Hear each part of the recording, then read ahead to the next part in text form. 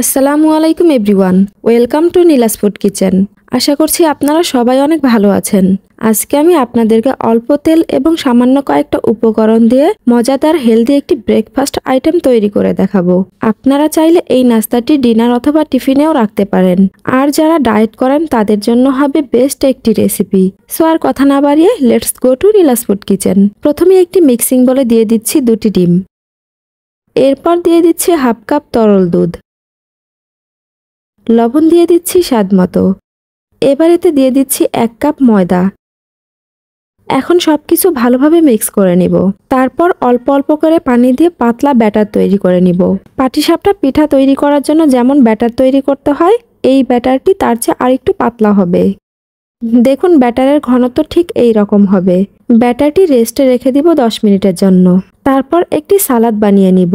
এর জন্য অন্য একটি বোলে প্রথমেই দিয়ে দিচ্ছি হাফ কাপ গাজর কুচি, আরও দিচ্ছি হাফ কাপ শসা কুচি, মিডিয়াম সাইজের একটি পেঁয়াজ কুচি করে দিয়ে দিচ্ছি, কাঁচামরিচ কুচি দিচ্ছি একটি, লবণ দিয়ে দিচ্ছি স্বাদ মতো, গোলমরিচের গুঁড়ো দিয়ে দিচ্ছি হাফ চা চামচ।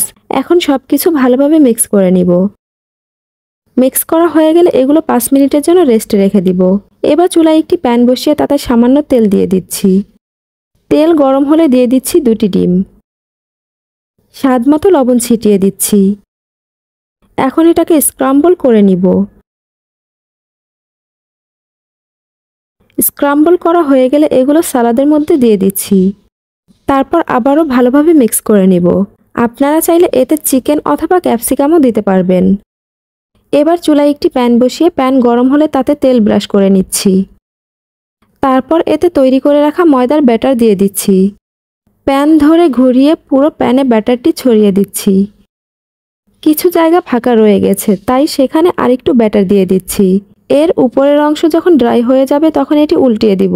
তারপর আরও কিছুক্ষণ ভেজে নিব। আর এ সময় কিন্তু চুলার আঁচ মিডিয়াম লোতে থাকবে।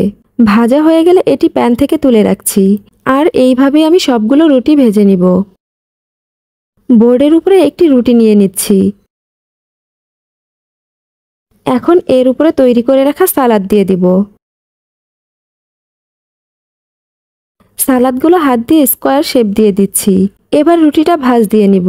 আর এর ভাঁজ যেন খুলে না যায় তার জন্য এখানে নিয়েছি ময়দার ব্যাটার। এটি আঠার মতো কাজ করবে। আমি 2 টেবিল চামচ ময়দা অল্প পানি দিয়ে আঠালো করে ব্যাটার বানিয়ে নিয়েছি। ভালোভাবে ব্যাটার লাগিয়ে রুটির ভাঁজগুলো আটকিয়ে দিব। ভিডিওটি ভালো লেগে থাকলে প্লিজ একটি লাইক দিবেন এবং কমেন্টস করবেন। আর আপনি যদি আমার চ্যানেলে নতুন হয়ে থাকেন তাহলে প্লিজ আমার চ্যানেলটি সাবস্ক্রাইব করে দিবেন। দেখুন কতটা সহজে তৈরি করে নেওয়া যায় এই নাস্তাটি। এভাবেই আমি সবগুলো নাস্তা বানিয়ে নিব। এবার চুলায় একটি প্যান বসিয়ে তাতে সামান্য একটু তেল দিয়ে দিচ্ছি। তেল গরম হলে নাস্তাগুলো দিয়ে দিব। এবার চুলার মিডিয়াম লো আছে উল্টিয়ে পাল্টিয়ে নাস্তাগুলো হালকা করে ভেজে নিব। আপনি যদি আমার ভিডিওটি ফেসবুক থেকে দেখে থাকেন তাহলে প্লিজ আমার পেজটি ফলো করে দিবেন।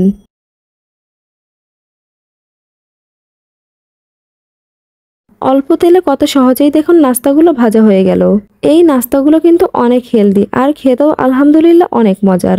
আর নাস্তাগুলো দেখুন কতটা সফট, একদম নরম তুলতুলে।